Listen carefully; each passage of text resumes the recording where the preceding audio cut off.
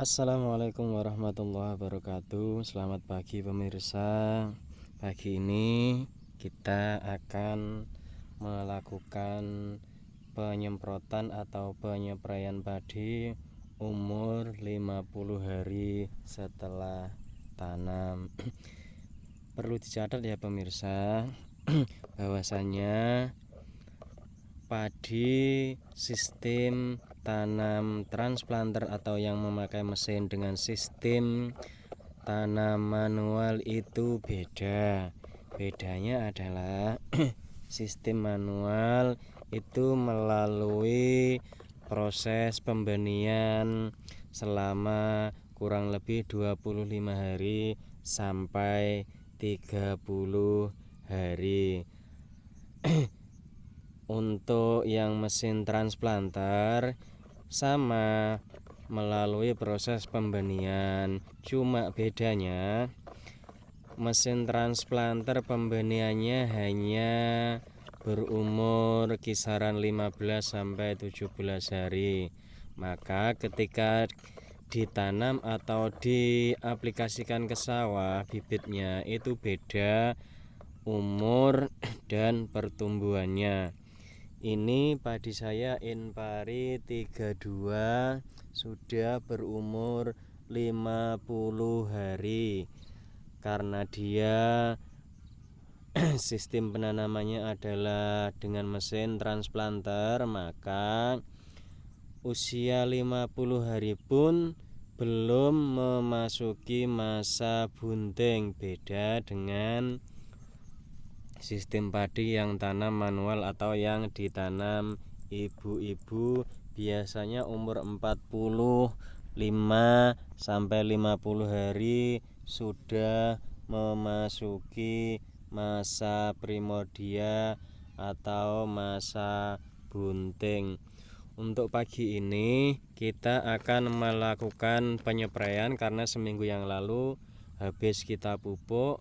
Pagi ini kita akan melakukan penyepraian dengan menggunakan magnesium sulfat, di mana magnesium sulfat ini produksi atau penyalurnya, distributornya adalah dari Pak Tani PT Sapratan Utama, di mana magnesium sulfat ini impor ya pemirsa, berasal dari negara RRT atau Republik Rakyat Tiongkok. Kemudian apa sih yang dikandung oleh magnesium sulfat ini? Yang dikandung oleh magnesium sulfat ini ada unsur haranya berupa magnesium 16% dan sulfur 13%. Perlu diketahui pemirsa bahwasanya magnesium sulfat ini berguna sekali untuk tanaman yang habis terserang penyakit, dia cepat memulihkan. Terus untuk sulfurnya, dia bisa mengikat klorofil. Klorofil itu zat hijau daun ya pemirsa.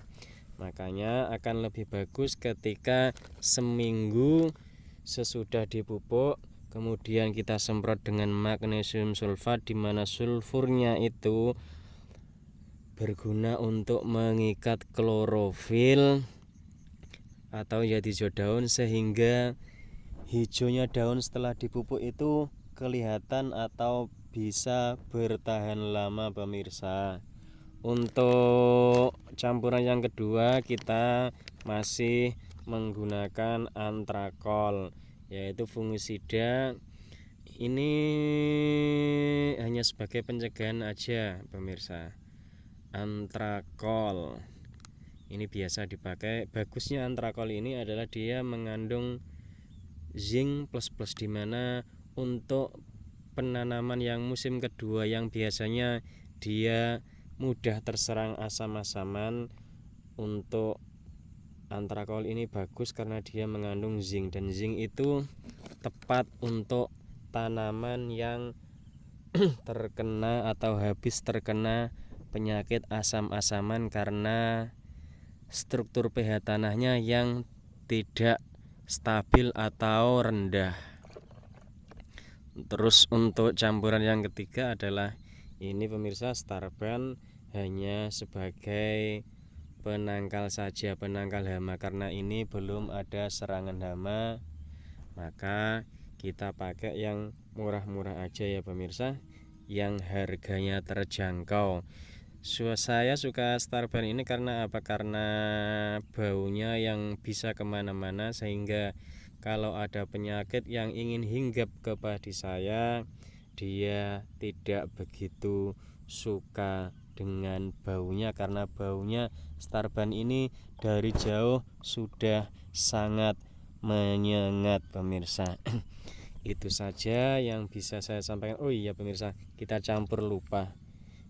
Ini untuk magnesium sulfatnya kita kasih 4 sendok ya pemirsa, kita kasih 4 sendok karena dia sudah besar.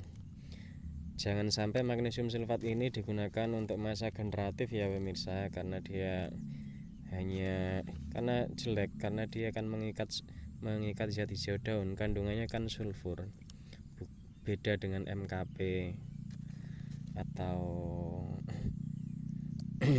apa itu ultradap, dia kandungannya kan kalium sama fosfor. Kita kasih 4 sendok ya pemirsa untuk magnesium sulfatnya. Kemudian untuk antrakolnya sebagai pencegahan kita kasih 2 sendok aja cukup. Nanti ketika sudah memasuki masa bunting, kita aplikasikan Amistartop bersama MKP dan Privaton. Cukup 2 sendok aja pemirsa untuk antrakolnya. Kemudian untuk Starbannya kita kasih 2 tutup saja. Ini pemirsa penambakan padi saya pemirsa. Untuk antrakolnya kita kasih 2 tutup saja. Oh iya pemirsa, jangan lupa ya, kalau melakukan penyepraian untuk pagi hari ditunggu saja, ditunggu sekitaran jam 7 atau setengah 8, nunggu embunnya rontok. Supaya apa? Supaya ketika kita melakukan penyepraian itu langsung melekat ke padi kita. Beda kalau kita melakukan penyepraian terus di atas daun-daun seperti ini masih ada embun-embun yang banyak seperti ini, maka obat yang kita spraykan akan bercampur dengan embun-embun ini, kemudian dia terkena sinar matahari, kemudian dia rontok ke bawah, dia terbawa air ini, enggak melekat langsung 100% ke daunnya.